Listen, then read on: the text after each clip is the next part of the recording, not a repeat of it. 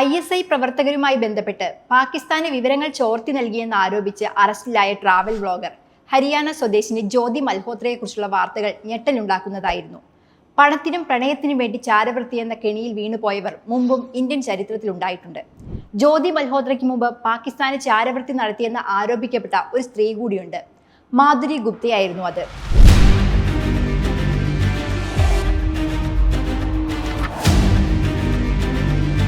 2010 April മാസത്തിൽ ഇന്ത്യയുടെ സുരക്ഷാ സംവിധാനം കൈകാര്യം ചെയ്യുന്ന അതിശക്തരായ ഉദ്യോഗസ്ഥർ ഡൽഹിയിലെ ആഭ്യന്തര മന്ത്രാലയത്തിൽ ഒരു യോഗം ചേർന്നു. റോ തലവൻ, ആഭ്യന്തര സെക്രട്ടറി, ഇന്റലിജൻസ് ബ്യൂറോ ഡയറക്ടർ എന്നിവർ പങ്കെടുത്ത മീറ്റിംഗ് അതീവ രഹസ്യ സ്വഭാവമുള്ളതായിരുന്നു. രഹസ്യ സ്വഭാവം സൂക്ഷിക്കുവാനായി പരമാവധി കുറച്ചാളുകളെ മാത്രമായിരുന്നു അതിൽ പങ്കെടുപ്പിച്ചിരുന്നത്. ഇസ്ലാമാബാദിൽ ഒരു സ്പൈ പ്രവർത്തിക്കുന്നുണ്ടെന്ന തരത്തിൽ ഇന്റലിജൻസ് ബ്യൂറോ ഡയറക്ടർക്ക് ലഭിച്ച വിവരത്തിന്റെ അടിസ്ഥാനത്തിലായിരുന്നു ആ മീറ്റിംഗ്. ഈ സംഭവം നടക്കുമ്പോൾ 160-ലധികം ആളുകൾ കൊല്ലപ്പെട്ട മുംബൈ ഭീകരാക്രമണം കഴിഞ്ഞിട്ട് 1.5 വർഷമേ ആയിരുന്നുള്ളൂ. ഒരു ഇന്റലിജൻസ് പരാജയം കൂടി ഉണ്ടായാൽ അത് വലിയ തിരിച്ചടിയായിരിക്കും. അതുകൊണ്ട് തന്നെ ഏതാനും ആഴ്ചകളായി ഇസ്ലാമാബാദിലെ ഒരു ഇന്ത്യൻ നയതന്ത്രജ്ഞൻ നിരീക്ഷണത്തിലായിരുന്നു. തന്ത്രപ്രധാനമായ ഉദ്യോഗസ്ഥരെ ഇത്തരത്തിൽ ഇന്റലിജൻസ് നിരീക്ഷണത്തിന് വിധേയമാക്കുന്നത് അസാധാരണ സംഭവമായിരുന്നില്ല. എന്നാൽ മിക്ക കേസുകളിലും പ്രത്യേകിച്ച് ഒന്നും കണ്ടെത്താൻ കഴിയുമായിരുന്നില്ല.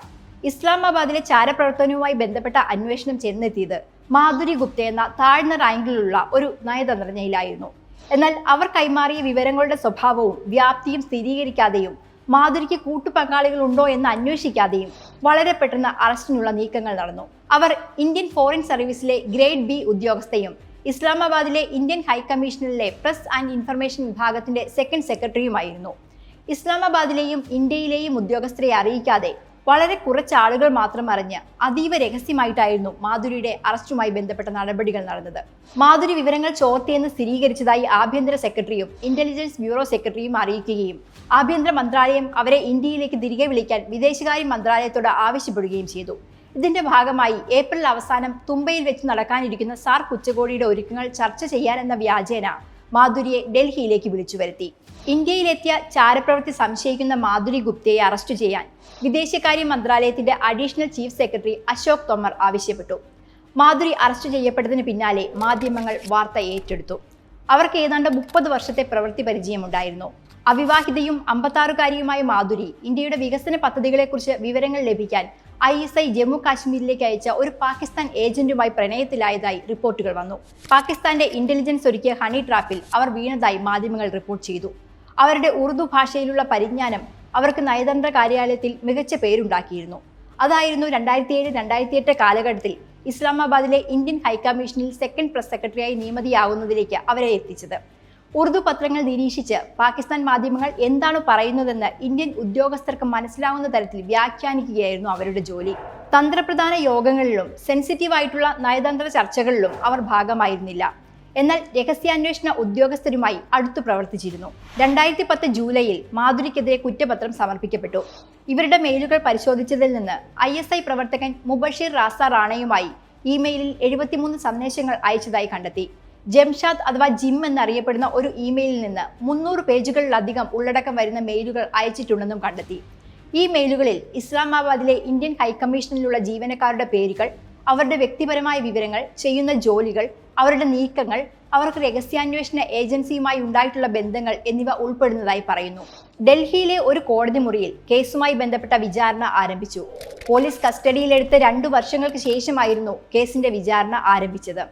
3 വർഷം തടവ് ലഭിച്ചേക്കാവുന്ന കുറ്റകൃത്യമായിരുന്നു അവർക്കെതിരെ ചുമത്തിയത്.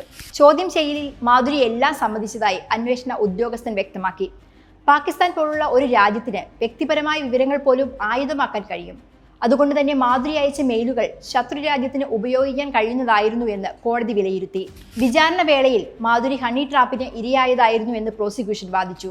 56-കാരിയായ മാധുരിക്ക് 30-കാരനായ ജംഷാദുമായി വളരെയധികം വൈകാരികത നിറഞ്ഞ ബന്ധമായിരുന്നു എന്നും ജിം എന്ന് വിളിക്കപ്പെടുന്ന ജംഷാദുമായി മാധുരി പ്രണയത്തിലായിരുന്നു എന്നും വിചാരണ വേളയിൽ വ്യക്തമായി.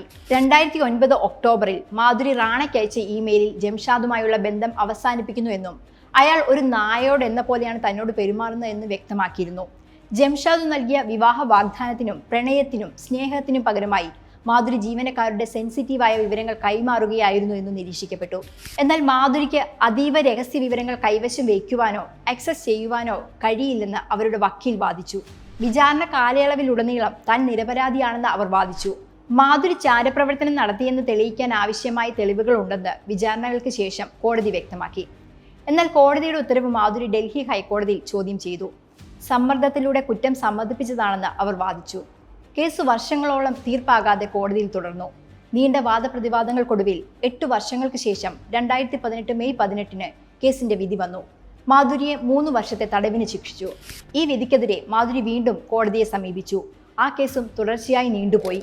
ഒടുവിൽ 2021 ഒക്ടോബറിൽ രാജസ്ഥാനിലെ വീട്ടിൽ മാധുരിയെ മരിച്ച നിലയിൽ കണ്ടെത്തി. അമേരിക്കയിൽ താമസിക്കുന്ന സഹോദരൻ വഴിയാണ് ദിവസങ്ങൾക്ക് ശേഷം ഇവരുടെ മരണം ലോകമറിഞ്ഞത്. അവരുടെ മരണത്തോടെ നിയമ നടപടികൾ അവസാനിച്ചു. അവരുടെ അപ്പീലിൽ ഡൽഹി ഹൈക്കോടതി അന്തിമ വിധി പ്രഖ്യാപനം നടത്തിയില്ല. ശിക്ഷ റദ്ദു ചെയ്യുകയോ ശരിവയ്ക്കുകയോ ചെയ്യുന്ന ഒരു വിധിയുടെ അഭാവത്തിൽ മാധുരി ഗുപ്ത പാകിസ്ഥാന് വേണ്ടി ചാരപ്രവൃത്തി നടത്തിയ ആളായി ലോകത്തിനു മുമ്പിൽ നിലനിൽക്കുന്നു.